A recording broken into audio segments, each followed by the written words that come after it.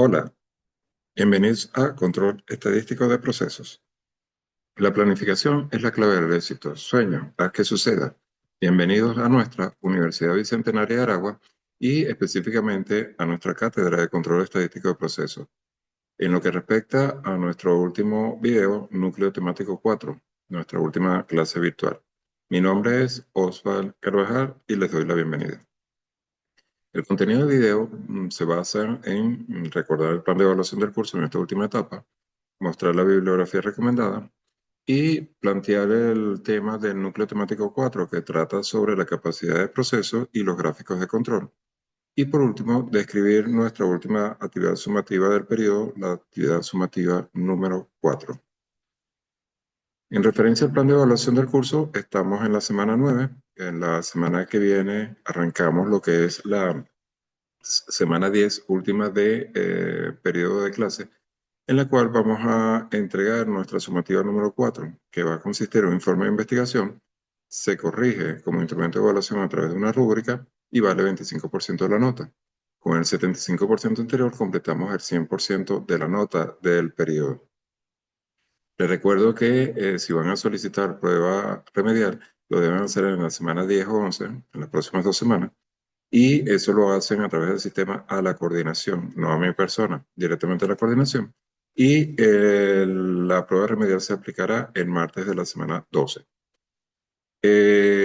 Cualquier duda, por favor, me escriben al respecto a través de la mensajería y con mucho gusto les respondo. En lo que respecta a esta unidad temática 4, tenemos como competencia específica determinar la variabilidad natural de un proceso para mejorar la gestión de calidad de las organizaciones.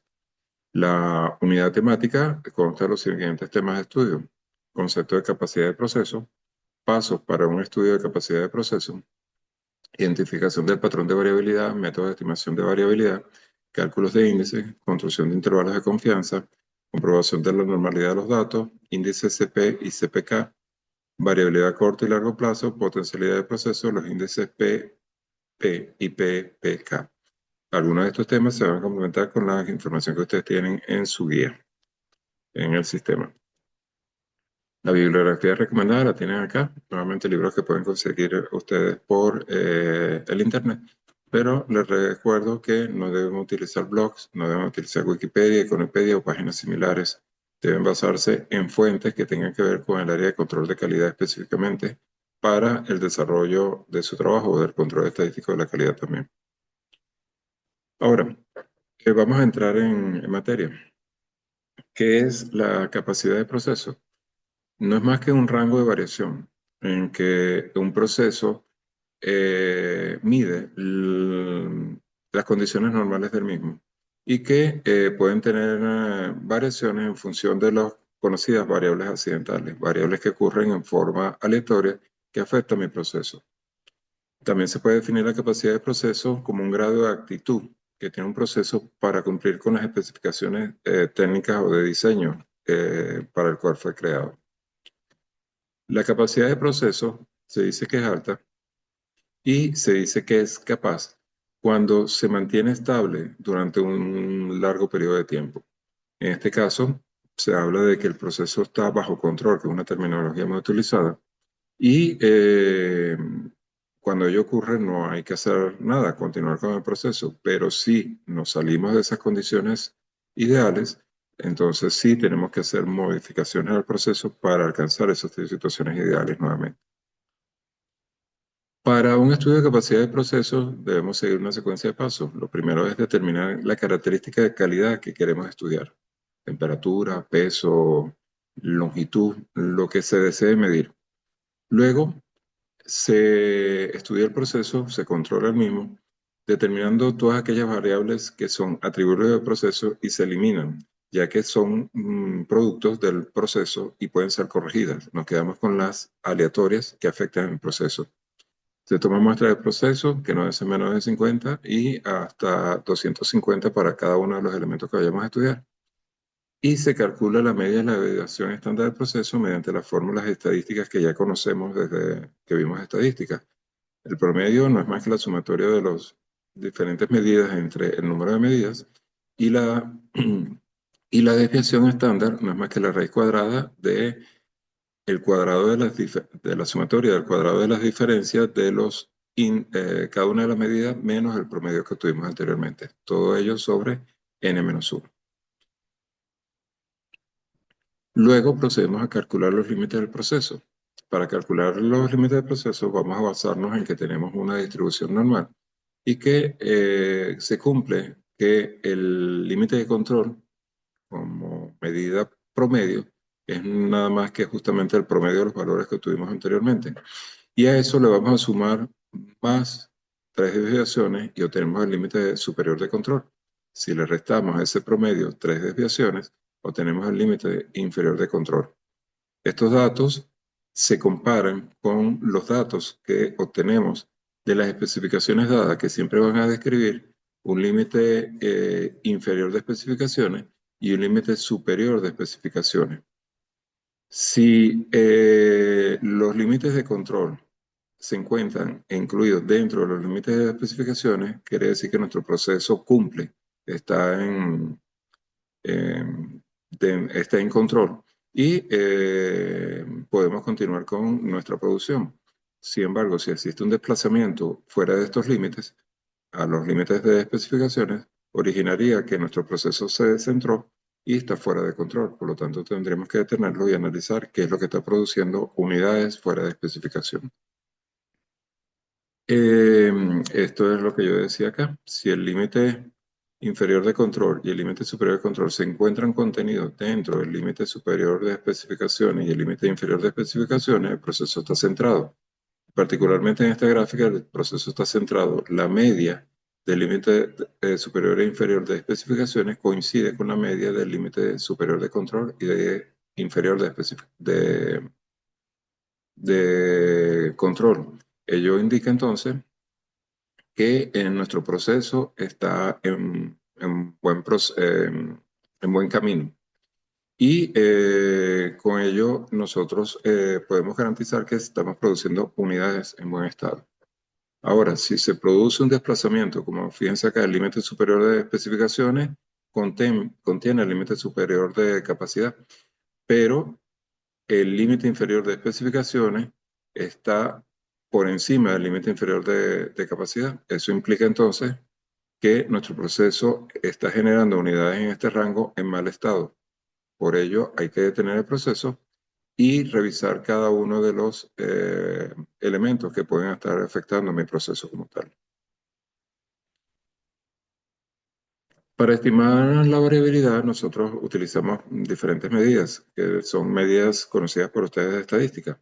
Una de ellas, por ejemplo, es la varianza, la desviación estándar, que es la raíz cuadrada de la varianza, y el coeficiente de variación, que nos permiten, en cualquiera de ellas tres, medir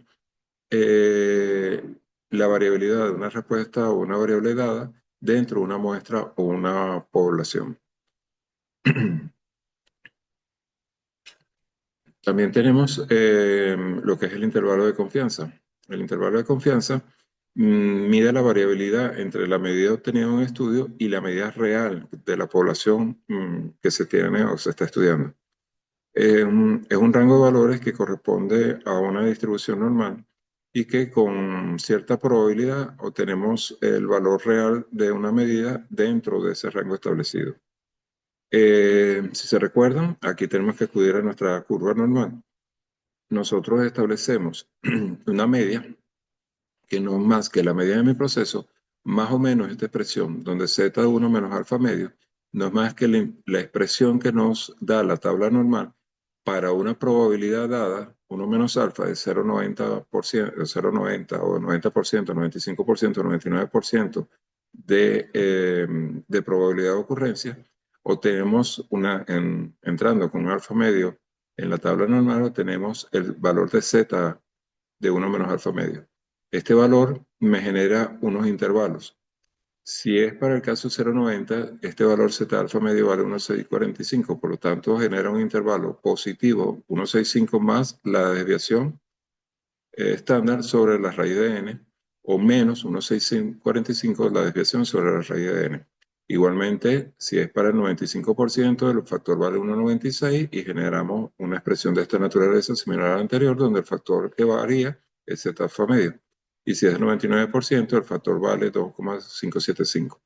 Obviamente, mientras mayor precisión quiero, el intervalo se hace más elevado para buscar esas unidades con mayor precisión.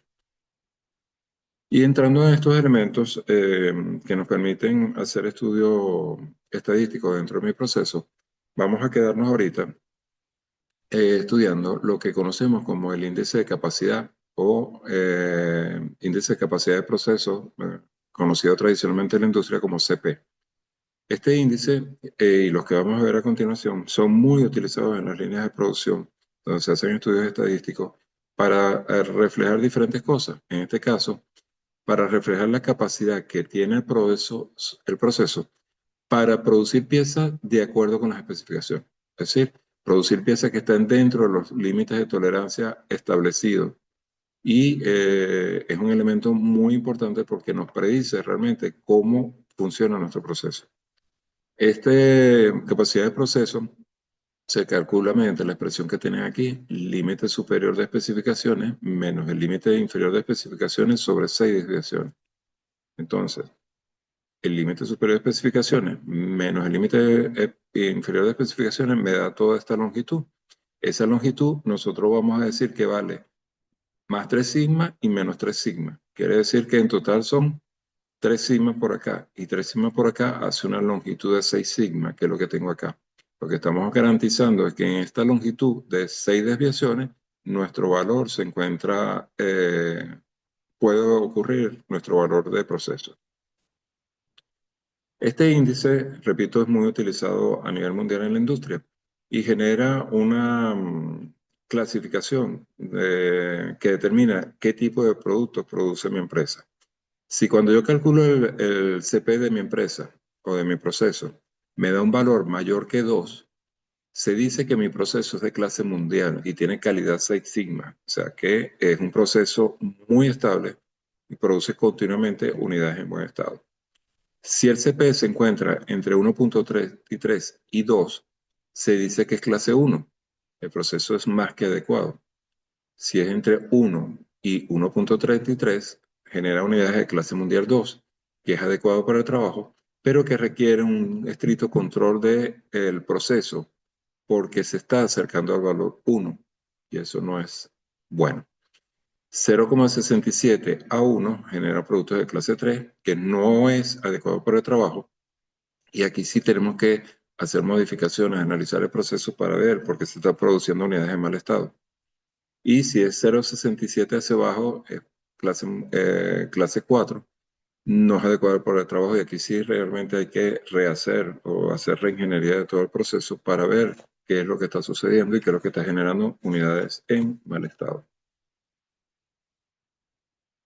Los índices CP generan a su vez un denominado índice modificado que se conoce como capacidad real del proceso. Esta capacidad real del proceso es un valor que se sucede entre dos extremos que generan, estudiamos y seleccionamos el mínimo. Uno de los valores es denominado CPU y el otro CPL. CPU, como está especificado aquí, es el límite superior de especificaciones menos la media que calculamos anteriormente, o mío, sobre 3 desviaciones. Y el índice CPL es la media menos el límite superior de, de control entre 3 desviaciones. Cuando hacemos esto, de los dos valores se hace el cálculo y se selecciona el menor. Eso me da realmente el índice de capacidad real. Eh, Ambos índices coinciden cuando la medida de proceso se busca en el punto medio de las especificaciones, como la primera gráfica que les mostré. Si no está centrado, entonces el valor del índice de CPK será menor que el valor de CP.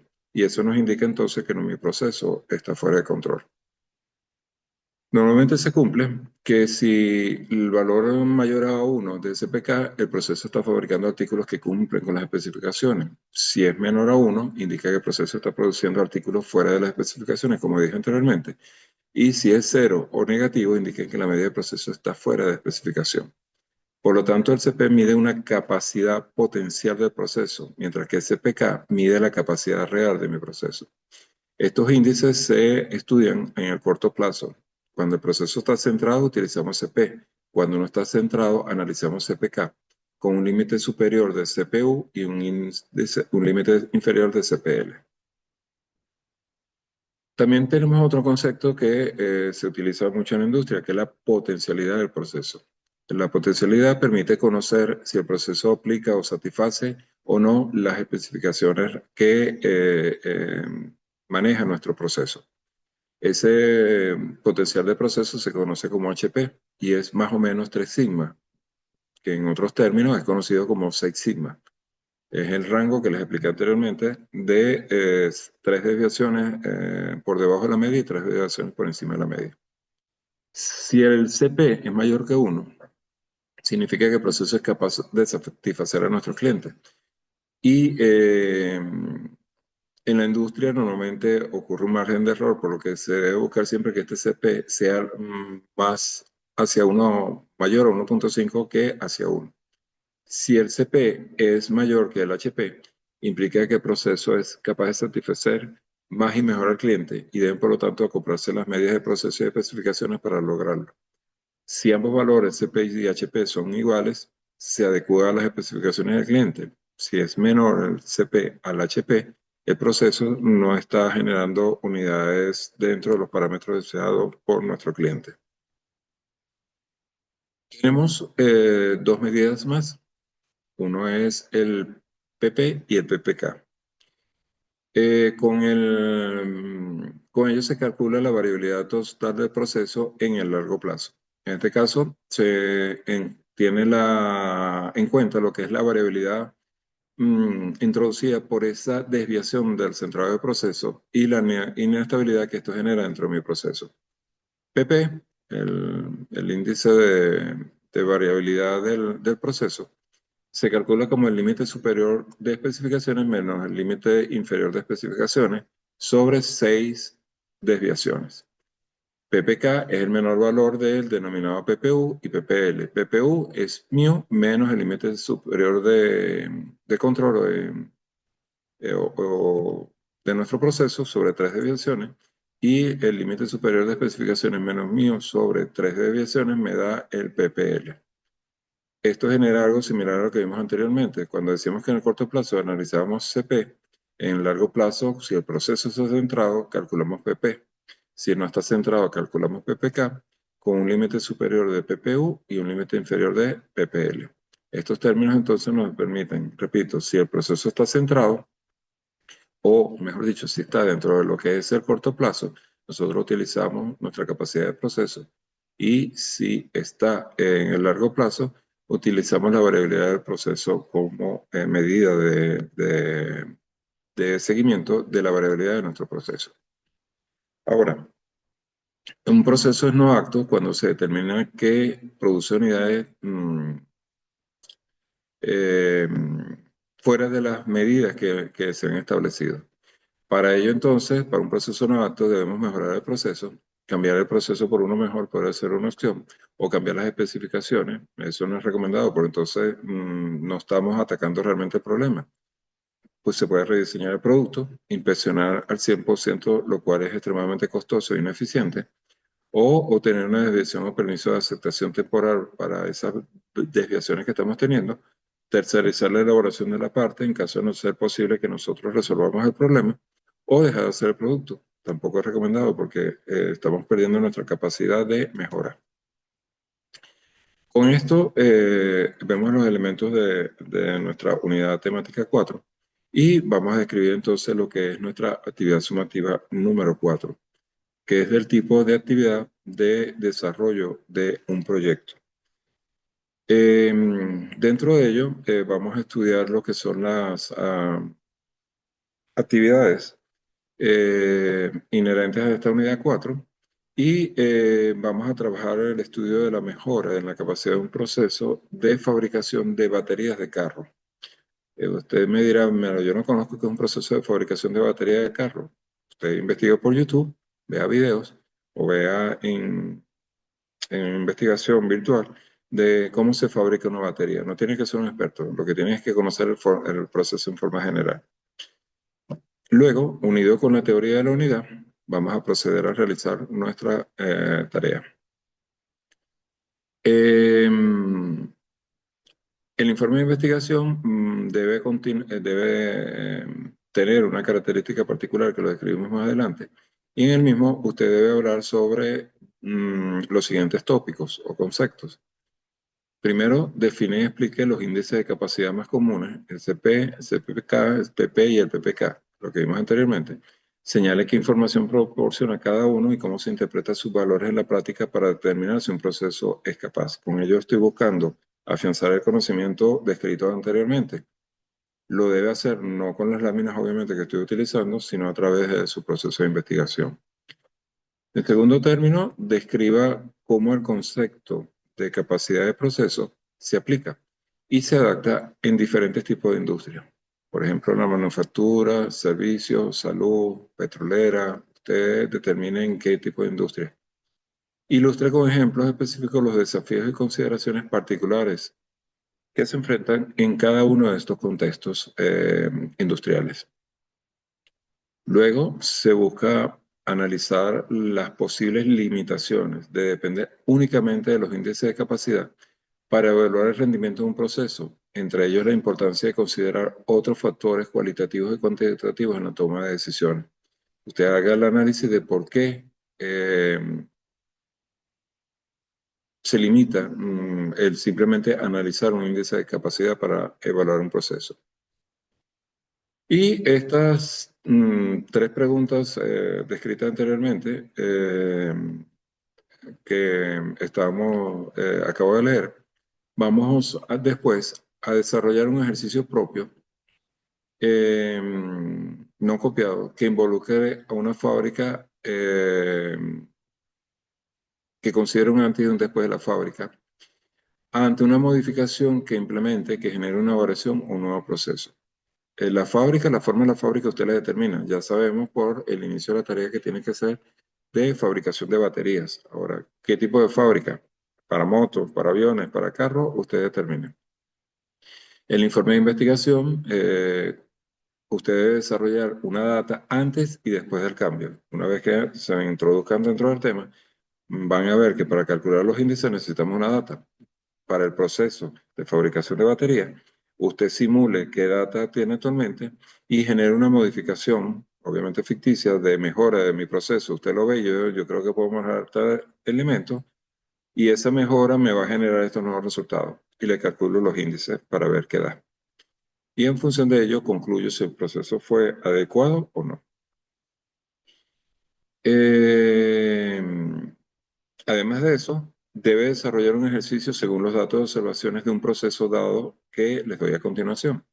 Les voy a dar una tabla, que es la que te voy mostrando acá, de 2, 4, 5, 4, 6, 2, 4, 6, 8, 10, 12. 12 por 5 elementos, que es un ejercicio que deben hacer en mano y van a construir la gráfica de control del mismo y al analizar los datos explicar si el proceso está o no está en control y explicar por qué, en función del gráfico de control que se generen y de los índices que pudieran calcular. ¿De acuerdo?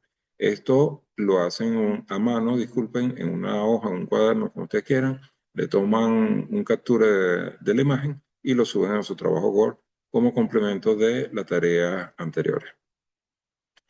Cada uno de estos puntos señalados debe estar argumentado en su informe. Ahora, ¿en qué consiste un informe de investigación del tipo expositivo, que es lo que les estoy solicitando?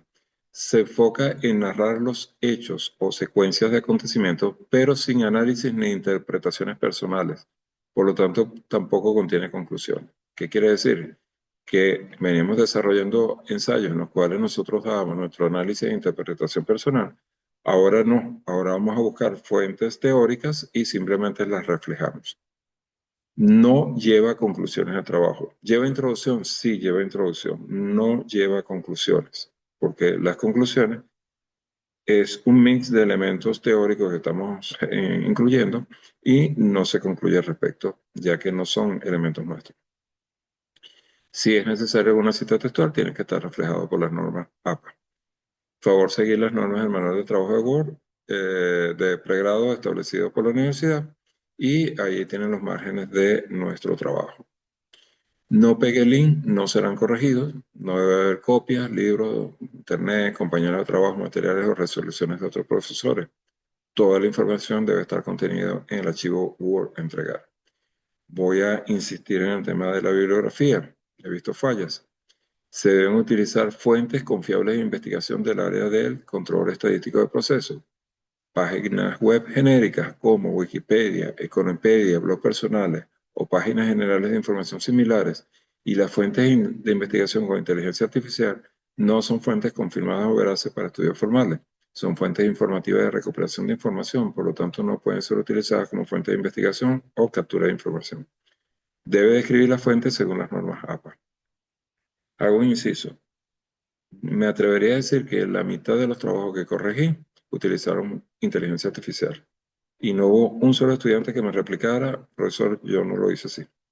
Entonces, se identifica fácilmente, es muy fácil seguirlo, tengo los elementos para hacerlo. Mm, y si me engañaron, perfecto, los felicito.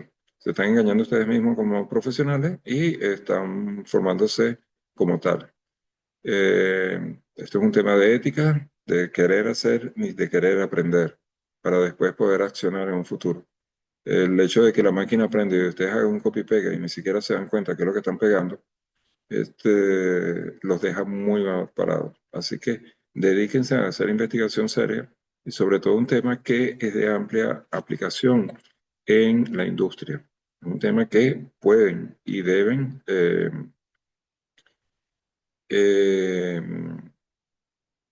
hacerlo e investigarlo adecuadamente. Las actividades sugeridas para el aprendizaje realizan un recorrido secuencial por la unidad de estudio y por cada una de las sesiones del curso elabora las conclusiones con base a las lecturas realizadas. Realiza la lectura guía de la unidad, herramientas de control estadístico en el archivo que yo le suministro de control estadístico de procesos. Hubo un trabajo que la bibliografía fue mi trabajo. Eso no tiene sentido, ahí no hubo investigación. Les estoy dando mi archivo y resulta ser que todo el trabajo lo utilizaron en base a ese archivo. Eso no tiene sentido. Investigue, realice y visualice videos en YouTube sobre capacidades de proceso, intervalos de confianza de los índices, normalidad de datos, test de normalidad en Excel, índices CP y CPK y índices PP y PPK.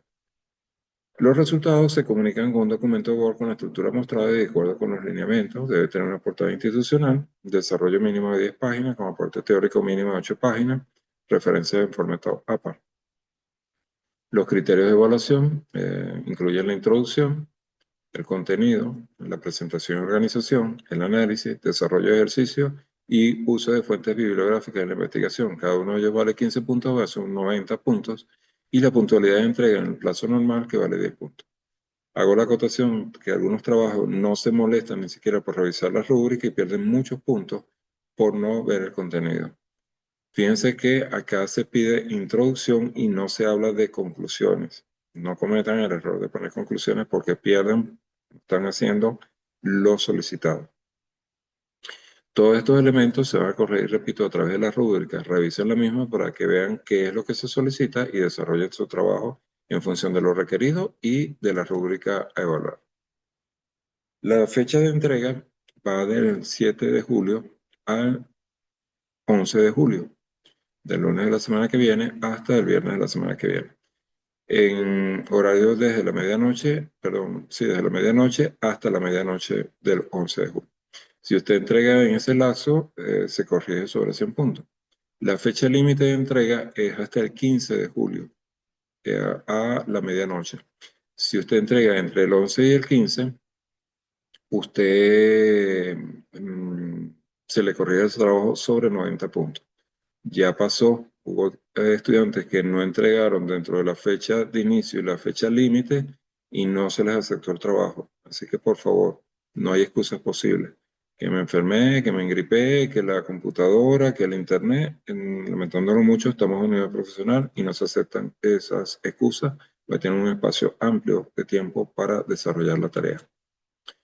Ya no nos quedan encuentros virtuales, por lo cual cualquier duda, pregunta o inquietud la deben desarrollar a través del foro de dudas y de la mensajería. Particularmente la mensajería acostumbro a revisarla diariamente y a través de allí le puedo dar respuesta a sus inquietudes.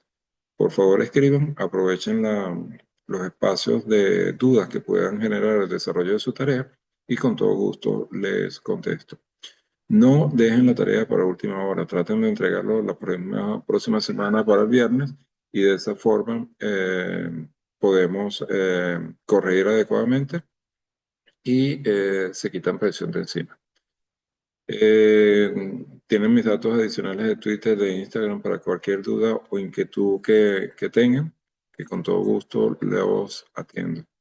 Insisto en que estas tareas es mucho el elemento de ética, de desarrollo del trabajo que les permite ser un excelente profesional.